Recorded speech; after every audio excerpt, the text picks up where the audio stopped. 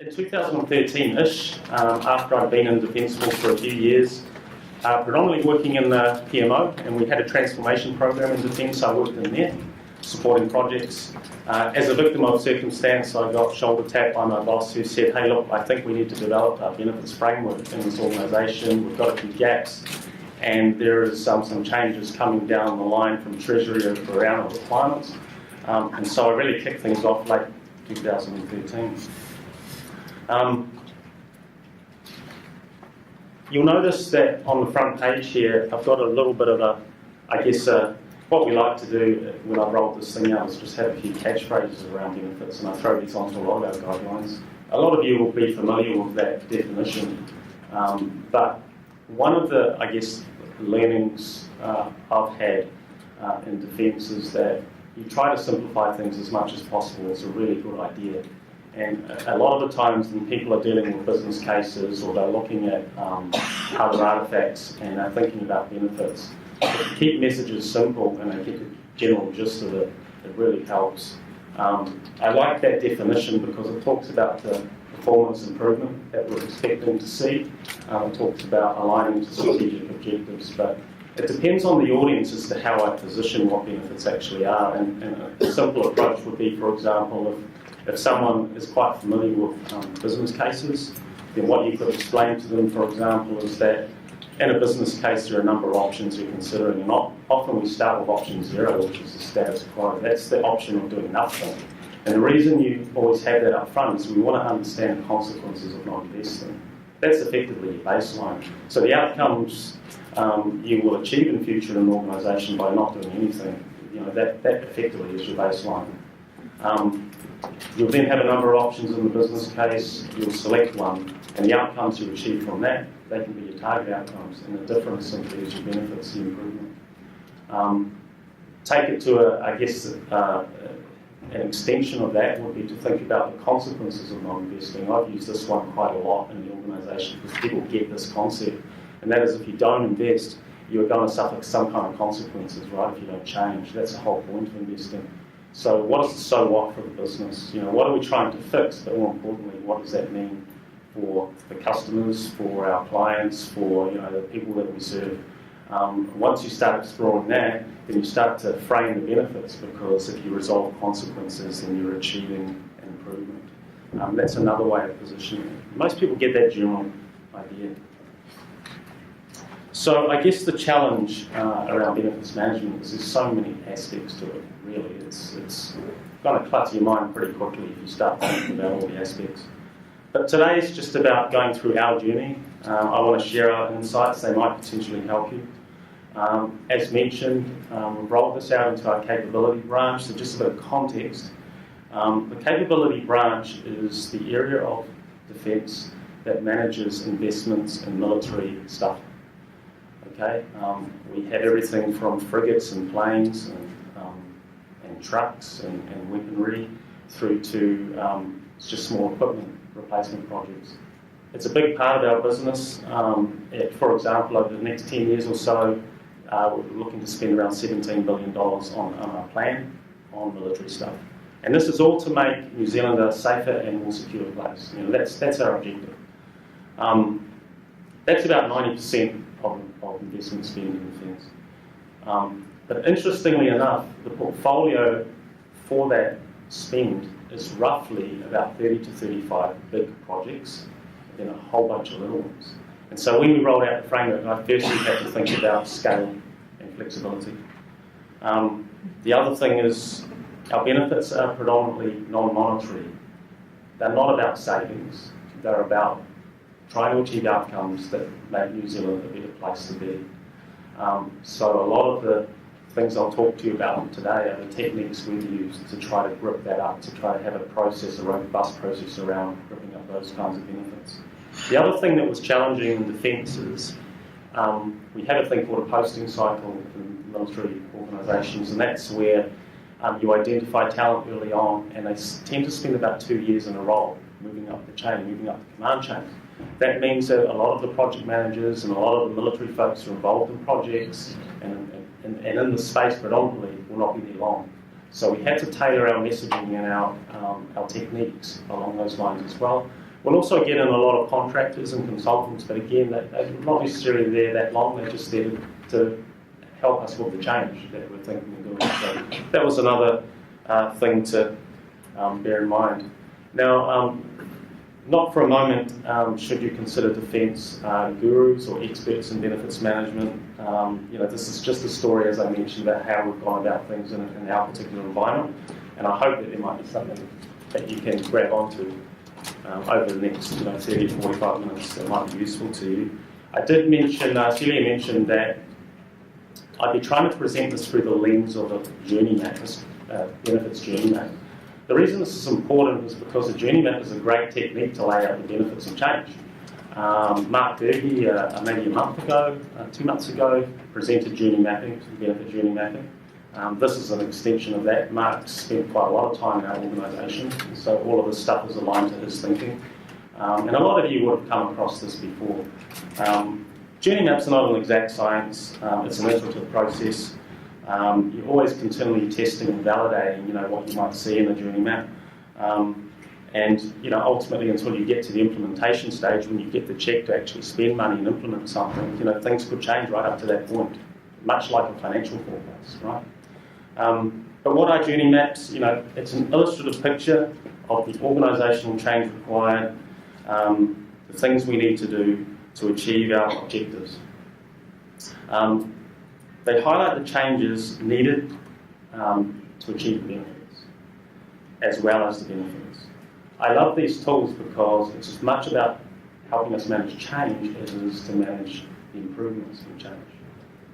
And quite frankly, if you don't manage the change well, then you're putting obviously your benefits at risk. So, Jeremy from Stats has talked a lot about change management and benefits management, and you'll see that flying right through this presentation today. One of the key things about journey mapping too is that what you tend to get is a really powerful and clear message that stakeholders buy into. This is really important because at the end of the day, you want to create this collaborative approach to achieve common goals, and buy-in and support is really important. You take the language that projects tend to use and put it into the language that the business understands, and that's really important. So I mentioned a little bit earlier that a technique we use in defence and that I quite like is this idea about trying to figure out the consequences of not changing. Now, if we apply this to rolling out the benefits management framework, and what I've done is, in hindsight, I've thought about all of the things that we've done to get to where we are, and I've put it into a benefits map kind of format so that you can kind of see how it all lays out. So you think about the consequences of not investing, and usually you can break these things down into what's kind of broken or not working, but also the so what. So what does that mean? So, for example, benefits management, when I started this journey back in 2013, I was faced with a process in the organisation that definitely wasn't fit for purpose. It was ad hoc, it was used in some pockets, not in others. There was no system in place, no IT system in place to manage benefits. There was no support or buy-in to run this process except from the fact my boss wanted me to do this. There was no resources in place to manage the change except me, let alone run it as business as usual, right? So what does that mean? Well, the process is ad hoc, so we have very low adoption of the benefits process. We have no visibility, we have no confidence that benefits are being managed effectively for our change programs. We can't even report or confirm what's been realised in our biggest portfolio. We have audit reports, reviews telling us these things. Our ICR and P3 and 3 scores, at least P3 and 3 back then, was certainly reflecting our weakness. Governance boards very rarely considered benefits when making decisions. And we didn't really have a great reputation for benefits management. We knew all these things. So that's your so what. Evidence, obviously, audit reports, our actual P3 and 3 scores, and just obviously behaviours. All right. So what can you do with all this information? Well, interestingly enough, if you capture all this kind of stuff, you can start framing out your journey map. So the next slide highlights in the blue and the green and the yellow. Blue in particular, that's all been populated from what I talked about before, so what? You'll all be familiar with these things. So they're the outcomes we're looking to improve on. And that is, improved adoption rates, improved ICR scores, improved audit reviews, greater visibility of benefits realisation, greater adoption, and ultimately improved realisation. So that's all just fallen out of that previous slide. We boiled down to the benefits of rolling out a framework to three things. They were improving confidence and assurance that we were running the process well. It was the actual visibility in achieving our target benefit realisation results across the portfolio, and it was a reputational thing as well. We wanted Treasury to have confidence in us as an organisation that we were spending money wisely, and there was a good chance that we would realise the benefits as intended. Landyn, that looks like a lot like an ILM. Was that deliberate, or was that something that you came up on your own? No, it is. The genesis of this is through the ILM lens. So ILMs are a great mechanism. You have to understand, though, there are strengths and weaknesses within ILM. One of the things that's really important on ILM is you get your business people in the room. Deliverers can be in the room, but the business needs to be there so that you can get some clear understanding of the so what. And often what's in an ILM is quite summarised. What I would recommend for your really important projects is get in there and take as many notes as you can when the business people start talking about the problems, because that's the rich picture that will really help you lay this out. And we've done it with a number of ILMs, and we're running this thing across our CIS transformation program at the moment, and it's been really powerful. But ILMs, remember, are only done at a point in time, and they're usually done very early on. Perspectives can change as more information comes to hand, so realise that, like I said before, this is very much an iterative process. You start with a point in time. The important thing is you can take something like this and you can share it back with the business people to confirm. And as I'll get to shortly, you can start to map out what it is you actually need to do to get there. So you can see with the slide that the important thing we're able to do is push what was on the previous slide to those outcomes and ultimately the benefits. This part here is where the miracle happens, is what we say. Is okay, we understand the goalposts. How are we going to get there? The thing with rolling out a benefits framework is it's a process change, right? And that's often associated actually with anything you roll out, but they're just various degrees. You roll out a new IT system. Your users aren't going to undertake the same process they did before. They're going to be using tools that are unfamiliar to them. So there's going to be a process change. The benefits management framework is predominantly about that. Now, you remember on the previous slide that I talked about what was not broken, and that's just all listed there. I've got a little star there to highlight what I identified on the previous slide. When we got confirmation from our capability branch that the benefits framework was, they were prepared to run it as BAU, I did produce a really extensive closure report. And from that closure report, this is the section directly from that report that relates to these things that I identified earlier on about what we needed to change or do in order to achieve these goals, these benefits. You'll notice that the star I mentioned on the previous slide is on every single one of those except one, and I'll get to that one shortly. But firstly, the dedicated resource bit. That's really important that you treat a change like benefits management as a project in its own right. I've been on this thing full-time since 2013 late. It was pretty much done at the end of 2016. So that's me full-time. And from about 2015, when we started piloting, I got a BA in to help me. So that's about 1.5 resources from that point. We still had to support the rest of the organisation in an ad hoc fashion with the odd benefits plan that cropped up. But I think that's the first thing that I would point out. The next one on the list wasn't identified previously, but this is just the approach you take to rolling something out, and that's a phased approach. I think with process change and something that's new like this, what we decided to do was use a small subset of the portfolio to test the framework suitability, the processes, the artifacts, the templates.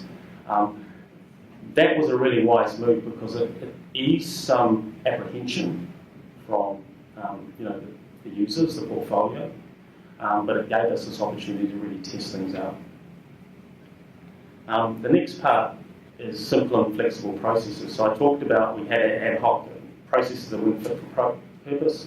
Having really simplified processes is really important. And I talked about some of those reasons early on too, about project managers coming and going, keeping things simple. So I developed the framework, and it took me a good 8 months in 2014 to grip something up. It got approval late 2014 for rollout, and we started piloting in 2015. The buy-in and support is critical. 2 parts here, or 3 really. Firstly, you need people to undertake the process, and that's your project teams and the business who sign off the benefit realisation plans and say, yep, that's the benefits we're looking for. To get their buy-in requires 2 other things to happen, and one for us was leadership buy-in and support. Absolutely critical, because they set the tempo, they set the tone. They need to be sitting in their governance boards when they review projects, fully supportive of this new process and expecting to see these artefacts. The other one was a group within the area that we're rolling it out to, that being the capability branch PMI, that was willing to champion this and ultimately take over the running of this process as BAU. And when I say that, I mean that there's a huge coordination exercise in a big portfolio to make sure that the benefits is ticking over, adoption is working well, and the other thing is reporting back up to that leadership board about how things are going and what the results are so far. For us, that meant that we actually developed a dashboard that we could put in front of that leadership group that approves the rollout of this framework in the first place. And every quarter we can say, hey, by the way, we've got these plans signed off in the portfolio, and here's how they're tracking. That keeps things alive, and you can add additional recommendations if you've got issues that you need to address during implementation as well. The other thing I would advise you of is when we first rolled this out as a pilot, the commitment we needed from this PMO, this person, was about half an FTE. What that means is that I was going to take the lead, the hands-on approach to run the pilot and transition to BAU, but I needed someone sitting alongside me to learn and help me with the work, and ultimately be in a position where the implementation was done, they could run it as BAU because they had learned what the process was and they were comfortable doing that. For our portfolio, that meant this person had to commit half of their time to this, and ultimately when we rolled it out, it's worked out to be their entire role, really. It's 1 FTE. So there is a risk around this approach in the sense that you've got to make sure the organisation's committed. They need to make sure that the tasks this person was undertaking already is undertaken by someone else. Otherwise, the process starts to fail. And the last one on the list there is leveraging technology. So really important that as you start to increase volumes and start to generate your benefits artifacts, how are you going to report all of this and consolidate all that information? So we were quite fortunate when I started piloting, we were in the process of rolling out a system called PlanView. PlanView is a highly configurable enterprise portfolio management system. So it enables us to map out the entire project management process. And what we did is we configured some screens in there around benefits so that we could capture the information in our benefit plans.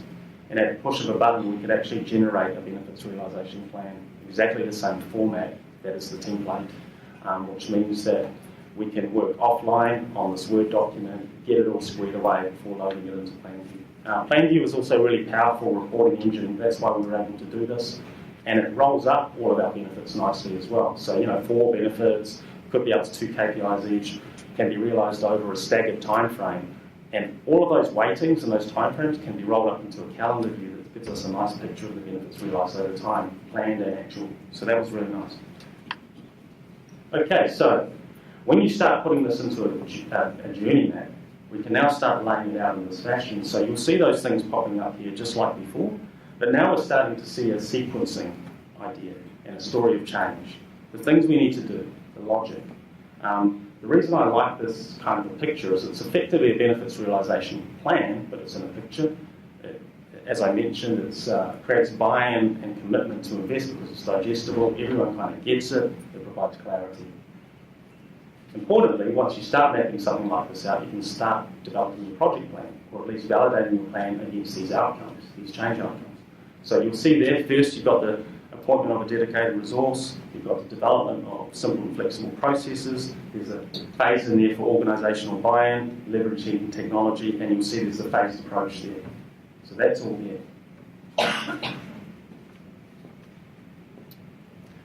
This slide, getting a bit busier, but that's adding in the activities in the project sort of plan, the things we needed to do to achieve each outcome. So those little grey boxes are simply saying, to achieve this, we need to do that. That's your project plan, effectively. You'll see you can also add in risks, which is quite nice in red. I would say the key risks for us when we rolled this out was simply getting through the backlog. I mentioned there's 30 to 35 active projects in this portfolio, but about half of them are already in implementation because our projects are very long lasting and it can take years just to introduce a capability into service. But the reason we had to retrospectively do a lot of benefits work with these projects is because they're big, there's big money involved. And in talking to Treasury, it was decided that any project that had gone through the new Better Business Case regime, which I think was up and running in 2010-ish, needed to come under our benefits framework. And so that meant that we had to, all hands to the pump. We had to get 15 to 17 benefit realisation plans signed off. The ones that were in implementation, we focused on those first, and we got that done by the end of 2016. So you'll start seeing activities there, which includes, things like, the support I was providing to get benefit plans signed off and get approval. During the process, we were able to test and validate the processes. There's a bit of training in communications. But what I would say about training and communications is that a lot of the training actually happens when you engage projects. You can undertake training as a separate exercise, but retention is difficult for those people who are receiving the training. And it's not always relevant or well timed because they might not even be working on a plan at that point. What we've done in Defence in this particular portfolio is anyone who comes into the group, a new person, will go through an induction course. And part of that induction course, which are held probably about 4 or 5 times a year, includes an overview of benefits and our process for about 30 minutes. We've also started to roll out a half-day workshop on benefits management, and we just put it out and say anyone who wants to attend, and we usually get about 20 people. We've done it once or twice a year, so that seems to be quite popular as well. But I think that by and large what I would say is that we've really relied heavily on engagement with actual project teams. What we've kind of landed on is, for our big, really important projects, we need to help. For our smaller projects, we make the process so simple and paint by numbers, and I'll talk about that a little bit further on. Other risks we have were the internal resources I talked about before. In other words, the PMO being able to champion this and put the resources in place so that we can transition. And another big challenge for our projects, which is not benefits related, but it has benefit implications, is simply meeting their schedule timelines. So benefits are dependent on things being delivered. If a schedule gets delayed for any reason, then the benefits timing will also be delayed, it will slip. And that is a big challenge for us. Military projects are notoriously complex and complicated, and once you get the green light to go, you're actually reliant on a lot of things outside of our control in defence, and reliant on vendors. You could be dealing with a frigate systems upgrade that has 35,000 requirements. These are complex projects.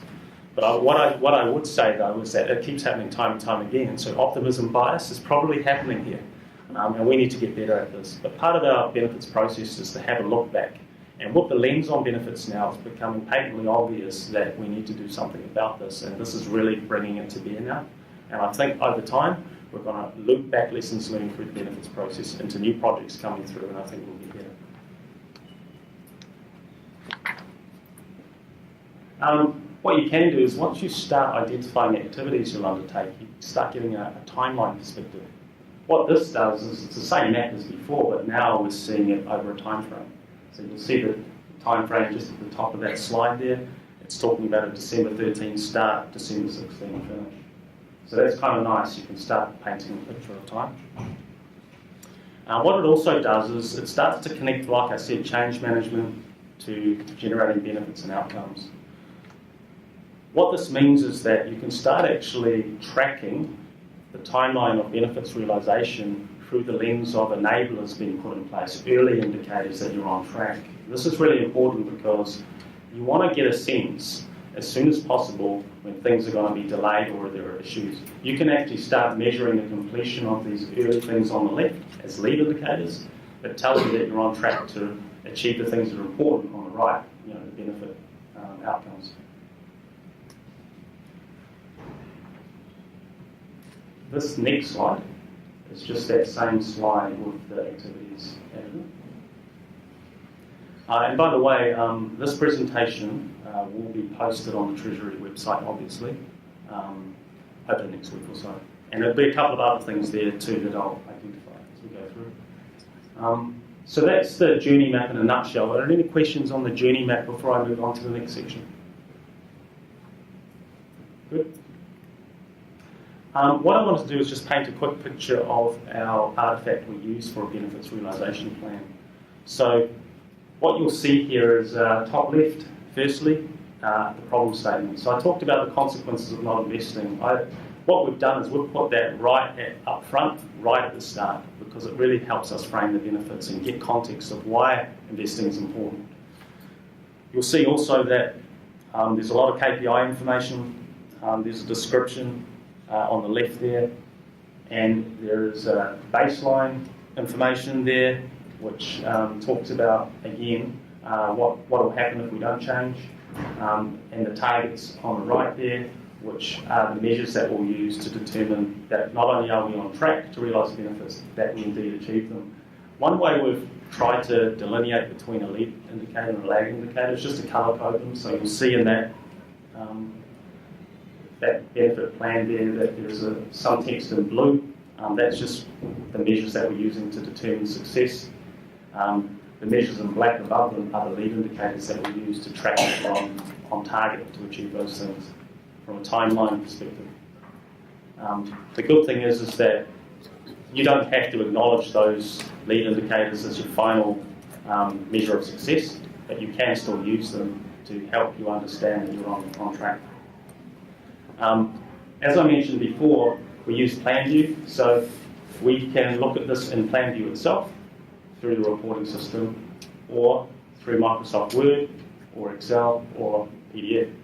And we tend to use Word the most because when we're socialising something like this with the business and projects, it enables them to adjust it outside the system. And then when changes are made and approved, we can just punch it back into the system. But the important thing there is you'll see there's a benefits timeline, there's a calendar thing with numbers on it. That's basically when you've entered in all the KPI information and weightings, and then a timeline of when the measures will be taken. You can then roll it up, and PlanView does that for us quite nicely. It also enables us to put in any changes to the timeline, as I say, a reforecast date, which then pushes itself as a reforecast as well in that same timeline, and that's in blue. What you don't see in this is there's another page to this which has the risks, issues and management considerations. That's all there as well. It includes emergent benefits, disbenefits and all those kinds of things. This document I'll post on the site as well, so you can have a look at that. Sorry, Landyn, is this for a single benefit or is it the whole thing? The whole thing for a project. So what you'll see is benefit 1, 2, 3 and 4. And this particular example is the rolling out of the benefits framework. So this example will tie to that journey map that I showed you earlier. So you'll be able to see the connections. I did mention that we had a much simplified approach for smaller projects. In the capability branch, the most common smaller project is an equipment replacement project. Pretty straightforward, we do it all the time. Equipment wears out, needs to be replaced. So what we did was we just gripped up a very simplified benefits realisation plan, which is what you see there.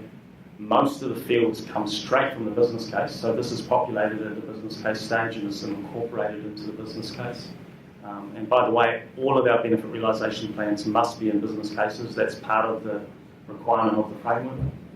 And the only thing that we designed specifically for equipment replacement projects was a couple of measures. One measure was that on delivery of the equipment, Did it meet user requirements? Was the specification of that equipment up to spec?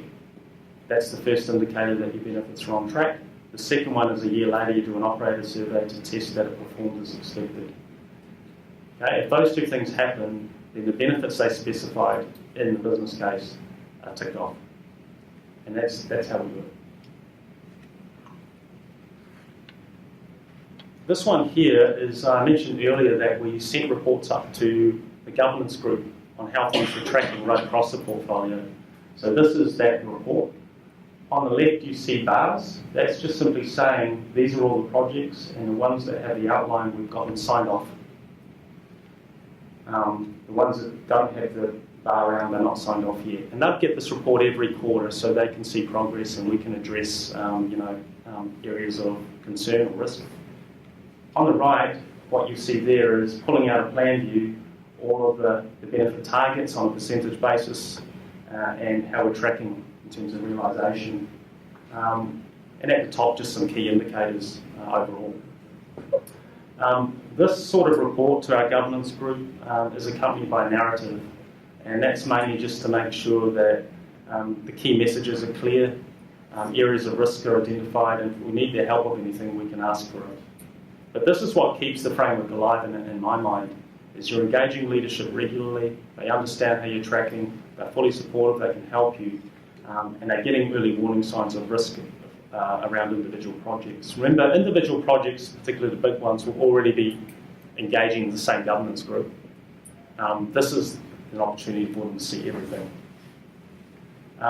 We have adopted recently a new way of doing RAG status for benefits. We're trying to recognise two things.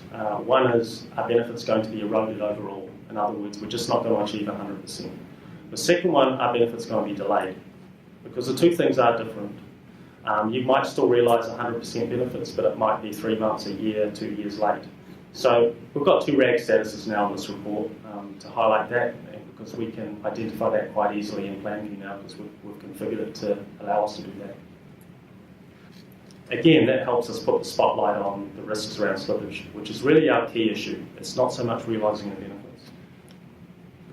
Landyn, when you have a change request for a project, a change to scope or time or cost, yes. Do you require an analysis of the impact on the benefits? Yes, and is that's reflected through? Yes, we do. The challenge is making sure it happens.